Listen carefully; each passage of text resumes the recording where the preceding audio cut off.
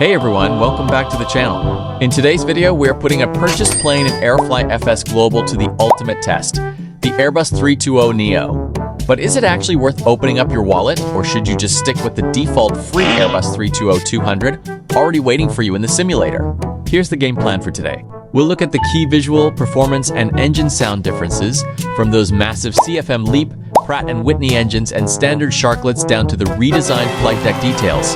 I'll be testing all the new Airbus A320neo features in Aerofly FS Global and ranking them from A tier down to D tier. Is this Airbus A320neo actually worth spending 1,100 rupees?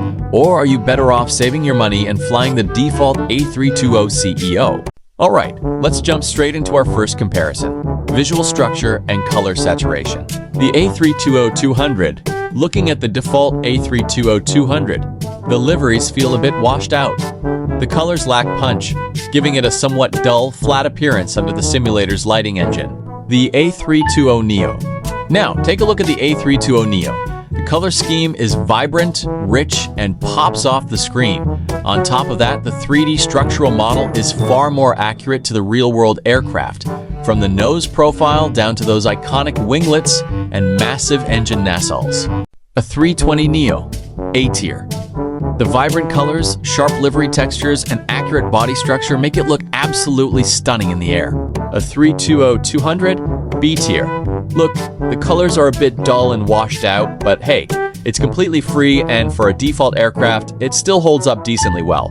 Next up, let's talk about something every AvGeek cares about deeply.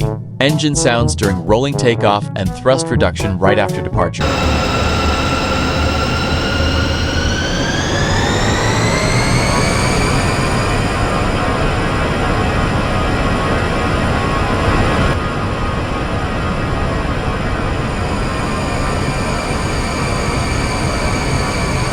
As we spool up for a rolling takeoff in the default A320-200, the CFM 5.6 engine node is surprisingly solid. When you pull back to climb thrust after departure, you hear that realistic audio drop that feels authentic to the classic CEO engine.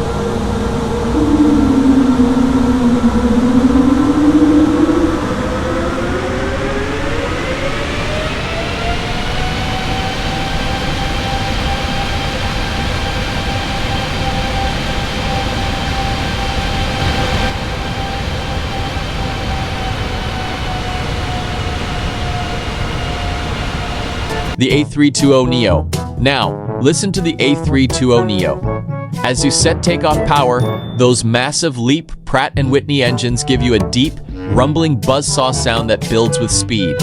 And right as you hit acceleration altitude and pull the levers to climb thrust, you get that distinct, satisfying drop in sound profile that matches real life. A320-200, a tier. For a completely free default plane, Aerofly nailed the realistic engine dynamics and thrust reduction sounds. A320neo, B tier. It matches that same high standard with accurate modern LEAP engine audio that sounds incredible on takeoff, but still the thrust reduction was not enough for it to make A tier. The next thing to compare is the amount of livery each aircraft have in Aerofly FS Global. If we talk about A320-200, it has a total 36 liveries, which are pretty average. But on the other hand, A320neo have total amount of 58 liveries with better color scheme as discussed before. A320-200, B tier. For a default plane, liveries are quite less, and among them are some of the most useless liveries. A320neo, a tier. It gives you access to multiple new and big airline liveries that were missing in default A320-200, along with 22 more liveries. Now let's step inside the flight deck because this is where the differences between these two aircraft become night and day. First, look at the default Airbus A320-200. When you fly this aircraft at night, the entire cockpit is flooded with these older, warm yellow backlights. While it gives off a classic retro Airbus feel on a mobile screen, it can end up looking like a bit dull. washed out, and aged. On top of that, if you look down at the center pedestal for radio management, the Airbus A320-200 is still stuck with the classic mechanical rotatory knobs. You have to twist and dial in every single digit manually to tune your ATC and navigation frequencies, which can feel a bit clunky when you're busy flying a tight approach.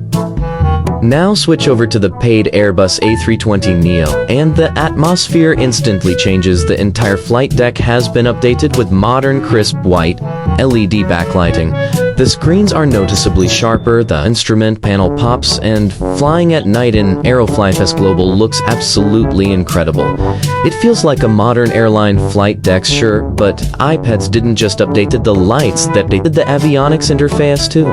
The A320neo features the modernized digital keyboard and screen for setting your ATC and radio frequency. Instead of constantly turning a rotatory knob round and round, you get a clean digital interface that makes tuning frequency faster, cleaner, and far more accurate. I don't think so I need to give too much explanation in this ranking. The A320neo simply gets an A tier, while A320-200 simply gets the B tier. The final question, was it worth it paying 11 heaven rupees? So my answer is yes. It was totally worth it, because these add-ons in other Microsoft flight simulators or X-Plane cost you $30 to $50.